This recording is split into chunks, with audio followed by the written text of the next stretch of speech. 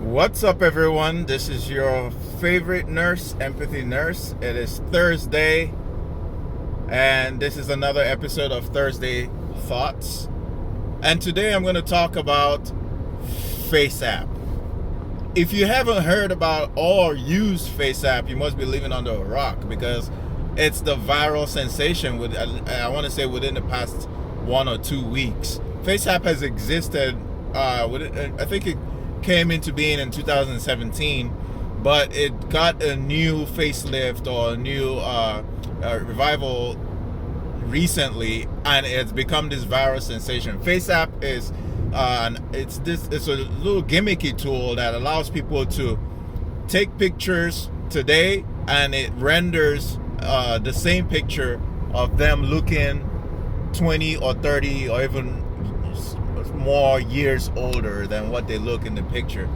And it's quite the app. It's really interesting. I find it actually really cool. A lot of people are using it, and it seems very, on the surface level, it seems very non-threatening. There's not a lot to it. Just, matter of fact, firing up the app is very easy. There's almost no friction. You download the app, you upload a picture, or you take a new one, and voila, you have an older version of you. It's really cool. But what I'm trying to make this video about is I want to take a deeper look into what FaceApp really is, because my take is that FaceApp is more than what we're being sold it is. I think that's because I was doing a little bit of research about FaceApp and and it confirmed my suspicion that that app actually, what it does, it's harvesting our data. It's harvesting our identities, and it's collecting our identities. What I think that they're eventually going to do is probably training a bot, a facial recognition bot.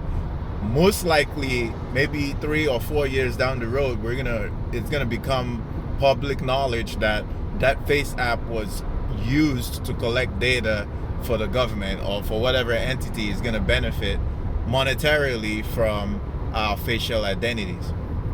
And I even read the user end agreement. Turns out that the company behind FaceApp is Russian.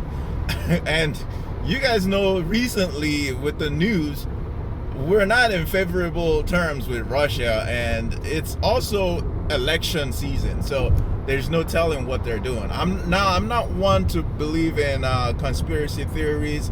I don't live my life in fear, but I'm just making this video so that you will know, and people out there will kind of have an idea of what's going on. If it doesn't bother you, then by all means, then have fun with the app. But if you care about your identity and you like your privacy, then that'll be something to consider before you download that app and you willingly offer your information, your facial identity or resemblance to a company in Russia, and we don't know what they're gonna do with it. So that's my take on it. Personally, I would rather that they paid me for it, because they're collecting my identity or my likeness, and I'm not getting a penny for it, and that's not cool. I'm hoping that one day, I look forward to a day in the future when our data, that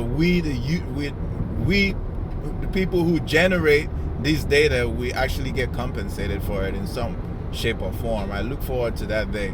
But until then, we are going to continue using these free apps and free whatever, and give up our information freely in return for convenience and entertainment, for the profit of a lot of whatever corporation or entity that exists. Once again, it's your favorite nurse, Empathy Nurse. It's I hope you all have a wonderful Thursday, and don't stress, don't overwork yourself, live your life to the fullest, and I wish you all well. Peace.